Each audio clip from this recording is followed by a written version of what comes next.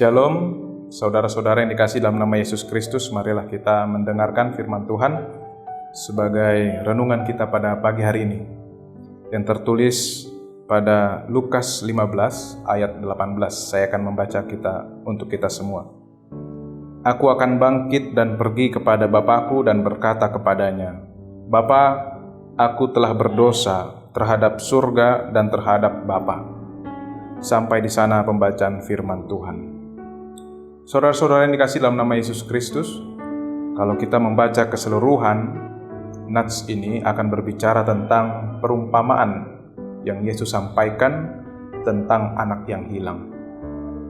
Anak yang hilang berkisah pada anak bungsu yang meminta harta kepada ayahnya atau warisan. Dan ketika dia meminta harta bagiannya, lalu dia pergi dan menghabiskan apa yang sudah diberikan. Lantas ketika sudah habis, sudah menjadi melarat, anak ini merasa sedih dan dia menderita.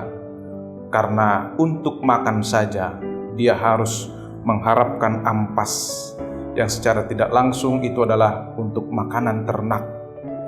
Akan tetapi muncullah di dalam pikirannya untuk kembali.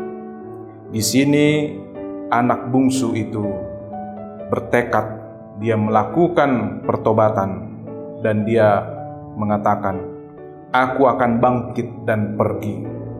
Dan di sana dia akan mengungkapkan, Bapa, aku telah berdosa terhadap Allah dan terhadap Bapa.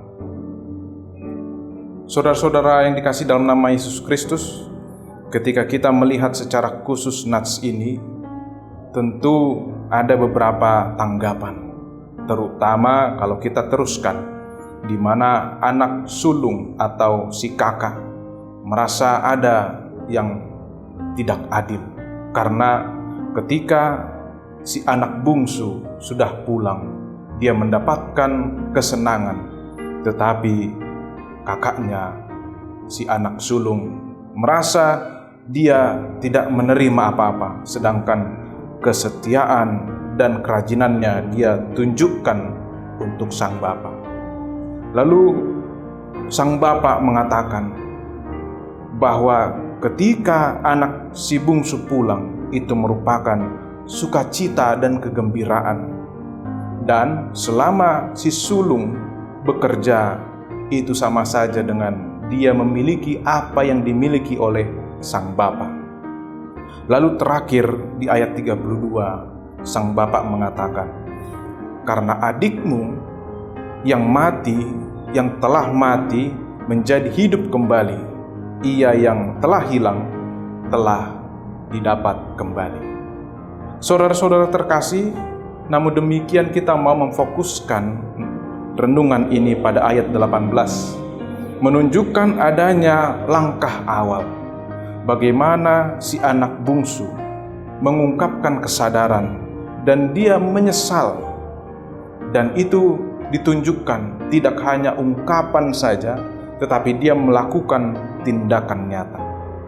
Disinilah kita mau melihat bahwa seorang yang berdosa, orang yang telah melakukan kejahatan, bahkan menghabiskan apa yang dia miliki untuk berfoya-foya, dia kemudian sadar karena perilaku boros itu membuat dia celaka.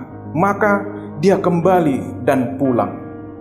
Dan itu dia putuskan, aku akan bangkit dan pergi kepada Bapakku. Di sini kita melihat bahwa si anak tidak salah mengambil keputusan. Meskipun di awal dia sudah berdosa, tetapi dia kembali kepada sumber kasih, di mana sumber kasih itu ditunjukkan melalui di hadapan Allah dia sudah berdosa, dan di hadapan orang tua atau bapaknya dia sudah berdosa. Kedua hal ini menunjukkan bahwa sumber kasih yang dia tuju itu tidak salah, bahwa si anak tadi datang menyesali segala perbuatannya.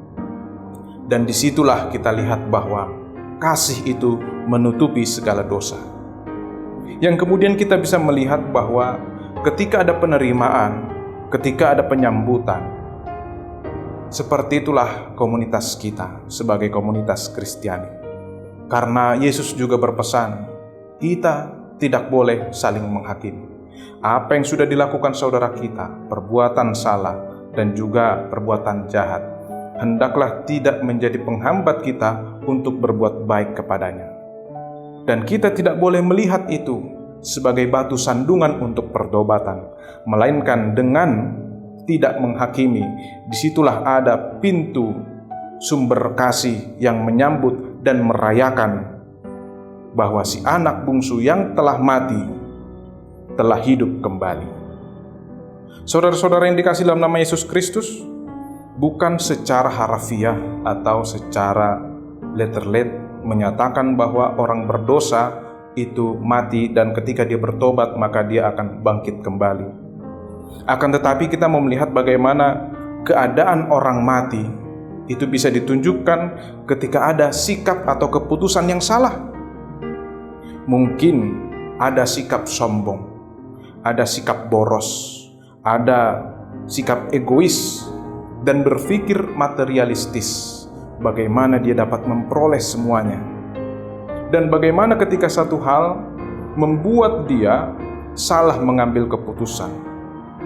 Oleh sebab itu, ketika orang berdosa itu disamakan dengan orang mati, maka ada pintu pertobatan dan dia hidup kembali. Dan ketika ada hidup kembali, disinilah ada sukacita, penyambutan, merangkul, menerima, merayakan pertobatan orang yang telah menyesali perbuatannya. Saudara-saudara yang terkasih dalam nama Yesus Kristus, kira-kira seperti itulah Tuhan Allah menyambut kita. Apabila kita melakukan kesalahan, melakukan sesuatu jahat, maka Tuhan menunggu kita untuk bertobat. Jangan datang kepada tempat yang salah, jangan datang kepada sumber permasalahan, tetapi datanglah pada sumber kasih yang akan menerima, merangkul kita sebagai orang-orang yang sudah berdosa, yang sudah berbuat jahat.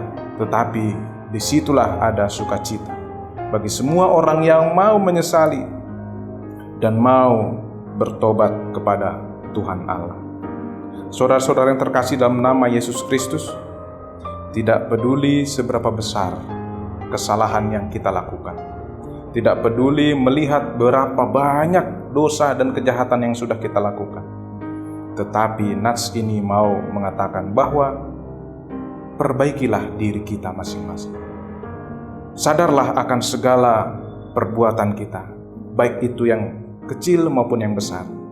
Dan ketika kita mau membuka untuk memperbaiki diri, maka disitulah ada sukacita, karena Tuhan akan menyambut kita dengan segala berkat, dan kita akan dirayakan ada kemenangan, bahwa orang yang hilang telah kembali, orang yang sudah berbuat dosa telah bertobat. Disitulah sukacita bagi Tuhan.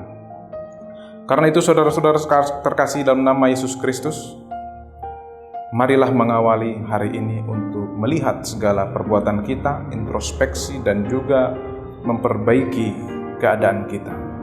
Tidak ada masalah yang tidak selesai, tetapi bagaimana kita memulai dengan aksi nyata, bukan hanya kata-kata, tetapi disitulah nanti kita akan menemukan keselamatan, sama seperti anak yang hilang telah kembali. Amin.